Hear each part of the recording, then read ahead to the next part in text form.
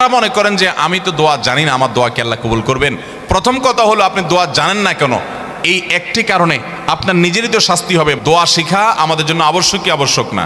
আল্লাহ কোরআনে বলছেন, উদউনি আস্তাজিব লাকুম, তোমরা আমার কাছে দোয়া করো, আমি দোয়া কবুল করব। কে বলেছেন এটা? তোমরা আমার কাছে দোয়া করো, আমি দোয়া কবুল করবো। আল্লাহ ওয়াদা করছেন, আল্লাহ গ্যারান্টি দিচ্ছেন যে তোমরা দোয়া করো, আমি কবুল করব।